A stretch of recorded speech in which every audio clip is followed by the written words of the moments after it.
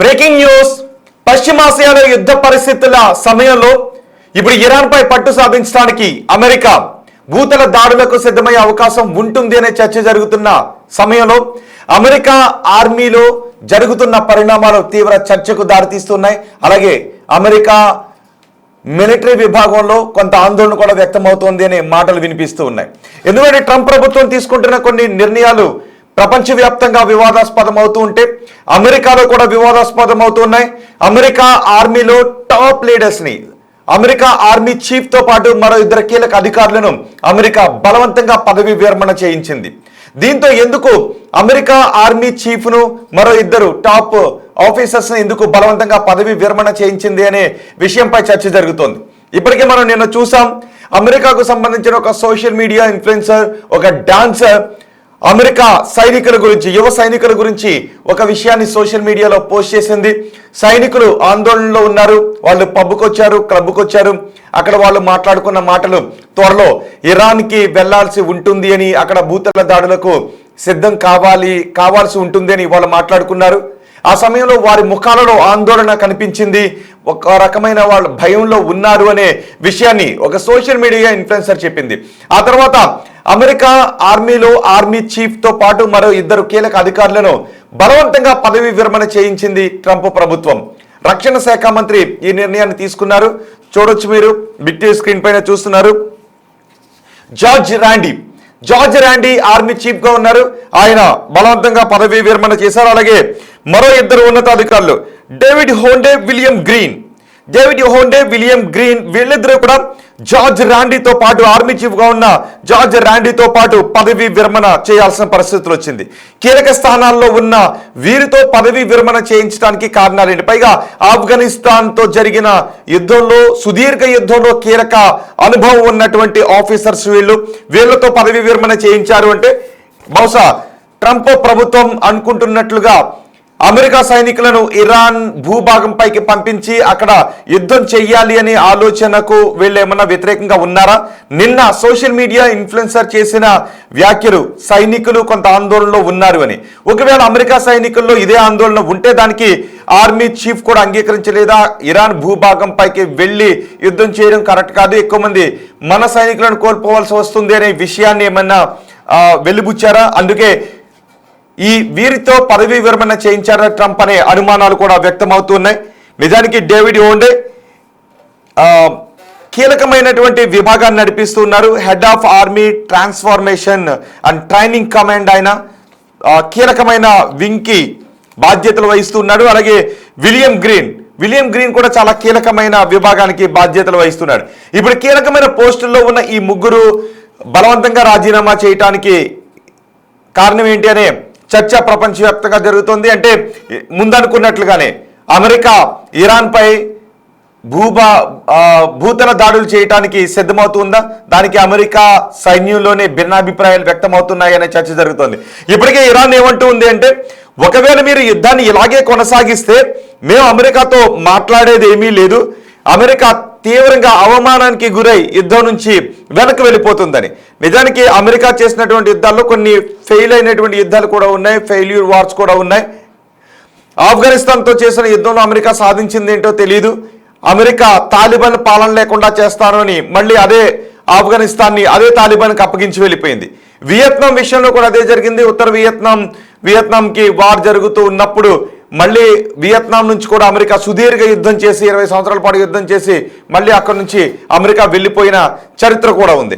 ఇప్పుడు ఇక్కడ కూడా ఇదే పాఠాల నేపథ్యంలో మరో మూడవ అమెరికా బ్యాక్ సర్ఫేసిన యుద్ధంగా ఇది మిగులుతుందా అనే చర్చ ప్రపంచవ్యాప్తంగా జరుగుతున్న నేపథ్యంలో ఇప్పుడు భూతల దాడులకు సిద్ధమైతే అమెరికానే పరాభవానికి గురి కావాల్సి వస్తుంది, ఎక్కువ మంది అమెరికా సైనికులను నష్టపోవాల్సి వస్తుంది అనే అభిప్రాయాన్ని వీరు వ్యక్తం చేశారనే మాటలు వినిపిస్తున్నాయి. ఏమంటుందంటే, ఇరాన్ ఇప్పటి వరకు మా నాయకత్వాన్ని దెబ్బతీసాం, మా నాయకత్వాన్ని చంపేశామని అమెరికా అనుకుంటూ ఉంది. కానీ మేము మాత్రం చాలా బలంగా ఉన్నాం, మా సామర్థ్యాలు దెబ్బతినలేదు, మేము చాలా బలంగా ఉన్నాం. ఒకవేళ అమెరికా ఇలాగే యుద్ధానికి దిగినట్లయితే, ఇదే యుద్ధాన్ని కొనసాగించినట్లయితే అమెరికా రిగ్రెట్ కావాల్సినటువంటి పరిస్థితులు వస్తాయి, అమెరికా తీవ్రంగా నష్టపోతుంది. ఒకవేళ వాళ్ళ సైనికులు ఇక్కడికి వచ్చి మా భూభాగం పైన వాళ్ళ కాలు మోపి ఇక్కడ నుంచి యుద్ధానికి దిగితే అంతకంత ప్రతీకార దాడులు ఉంటాయి, అమెరికా ఎక్కువ మంది సైనికులను నష్టపోవాల్సి ఉంటుంది అని ఇరాన్ చెబుతోంది. కానీ అమెరికా ఏం చెబుతోంది అంటే ఇక మీరు ఐఆర్జీసీ తీవ్ర స్థాయిలో నష్టపోవాల్సి వస్తుంది. ఇప్పటికే మీరు టాప్ ఆర్డర్ అంతా కుప్పగూలిపోయింది, మీ కీలక నేతలందరూ చనిపోయారు. ఒకవేళ ఇప్పుడు మీరు మాతో సయోధ్యకు రాకపోతే, మా డిమాండ్స్కి ఒప్పుకోకపోతే మీరు ప్రాణాలు దక్కించుకోవడానికి పారిపోవాల్సిన పరిస్థితులు ఉంటాయి, మీరు ప్రాణాలను కాపాడుకోలేరు, ఆ తర్వాత మిమ్మల్ని ఎవరూ కాపాడుకోలేరు, చాలా ఎక్కువ మారణహోమం జరిగే అవకాశం ఉంటుంది, ఐఆర్జీసీ తుడిచిపెట్టుకుపోతుంది అనేటటువంటి కామెంట్స్ని అమెరికా చేస్తూ ఉన్న సమయంలో మేం చాలా బలంగా ఉన్నాం అంటే కీలకమైన నేతలు చనిపోయినప్పటికీ మొస్తాబా ఖమేనీ ఎలా ఉన్నాడో తెలియని పరిస్థితిలో ఉన్నప్పటికీ ఈ విధంగా ఇరాన్ అమెరికాను ప్రతిఘటిస్తోంది అంటే సో ప్రపంచం దీని గురించి మాట్లాడుకుంటూ ఉంది. అదే సమయంలో ఒకవేళ ఎక్కువ మంది సైనికులు ఇరాన్ భూభాగంపై నుంచి దాడులు చేస్తే అక్కడ సొంత దేశం కాబట్టి, ఇరాన్ సొంత భూభాగం కాబట్టి అక్కడ ఏ విధంగా యుద్ధాన్ని నడిపించాలి, తమ భూభాగంపై అడుగుపెట్టిన శత్రువులను ఎలా మట్టుబెట్టాలి, ఎక్కడ ఏమున్నాయి అనేది ఇరాన్కి తెలుస్తుంది. సో అలాంటప్పుడు వ్యూహంలో ఇరానే ముందుంటుంది. గతంలో వియత్నాం విషయంలో కూడా అదే జరిగింది. వియత్నాం పైకి దాడికి వెళ్ళినప్పుడు అక్కడ అడవుల్లోకి పారిపోవడం, అమెరికా సైనికులు భూతల దాడులకు వెళ్ళారు, అక్కడికి వెళ్ళిన అమెరికా సైనికులను మట్టిపెట్టడం, ఆ తర్వాత అడవుల్లోకి పారిపోవడం. ఆ అమెరికా సైనికులకు ఏం జరుగుతుందో అర్థం కాలేదు. ఎక్కువ మంది అమెరికా సైనికులను వియత్నాం యుద్ధంలో కోల్పోయింది. సో ఇప్పుడు భూతల దాడులకు సిద్ధమైతే ఇరాన్కి వెళ్ళి ఇరాన్ భూభాగం పైన అమెరికా సైనికులు కాలు మోపి అక్కడ యుద్ధానికి వెళితే ఎక్కువ మంది సైనికులను కోల్పోవాల్సి వస్తుంది అనే చర్చ జరుగుతుంది. మరి ట్రంప్ అటువంటి నిర్ణయాన్ని తీసుకుంటాడా? ఒకవేళ అలాంటి నిర్ణయాన్ని తీసుకున్నాడు కాబట్టే దానికి ఈ ఆర్మీ చీఫ్ ఇతర ఉన్నతాధికారులు అంగీకరించడం లేదు కాబట్టి వీళ్ళతో బలవంతంగా పదవీ విరమణ చేయించాడా అనే అనుమానాలు కూడా వ్యక్తమవుతున్నాయి. మరి చూద్దాం ఏం జరుగుతుందో. ఒకసారి నిన్న మనం చూడొచ్చు అమెరికా సైనికులు ఆందోళనలో ఉన్నారు అన్నదానికి సంబంధించి ఒక లేడీ సోషల్ మీడియా ఇన్ఫ్లుయెన్సర్ కొన్ని వ్యాఖ్యలు చేశారు.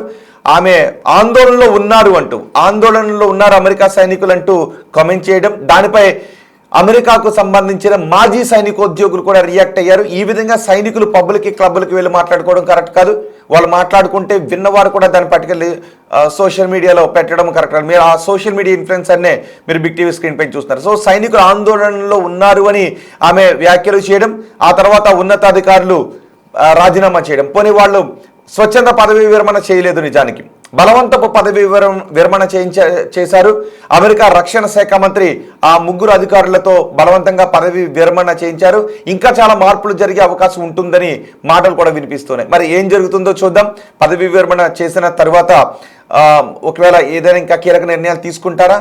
అమెరికా ఆర్మీని నేరుగా ఇరాన్ భూభాగం పైకి పంపించి దాడులకు సిద్ధమైతే ఆ తర్వాత ఏం జరుగుతుంది? ఇరాన్ అన్నట్టుగా అమెరికాకు పరాభవం ఎదురవుతుందా, లేదు అమెరికా పైచేయి సాధిస్తుందా? ఒకవేళ అదే జరిగితే అమెరికా ఎక్కువ మంది సైనికులను నష్టపోవాల్సి ఉంటుందా? దానికి అమెరికా సైన్యం సిద్ధంగా ఉంటుందా? వేరే భూభాగం పైకి వెళ్ళి అక్కడ భూభాగం ఎలా ఉందో తెలియని పరిస్థితుల్లో యుద్ధాన్ని కొనసాగిస్తే ఇరాన్కి అప్పర్ హ్యాండ్ అవుతుందా? అమెరికా తను అనుకున్న లక్ష్యాలను సాధించగలుగుతుందా? తను పెట్టిన డిమాండ్స్కు ఇరాన్ని ఒప్పించి శుద్ధి చేసిన యురేనియం ఏదైతే ఉందో ఇప్పటివరకు అమెరికా చెప్తుంది అదే హర్ముజ్ జలసంధిని తెరిపించడం, 2 మెయిన్ టార్గెట్ యుద్ధం మొదలుపెట్టింది. అందుకు యురేనియాన్ని వాళ్ళకి అప్పగించేసేయాలి, భవిష్యత్తులో అణు పరీక్షలు జరపము అనే హామీని ఇరాన్ ఇవ్వాలి. మరి ఈ విధమైనటువంటి విజయాన్ని అమెరికా సాధిస్తుందా? చూద్దాం ఏం జరుగుతుందని మీరేమనుకుంటూ ఉన్నారు.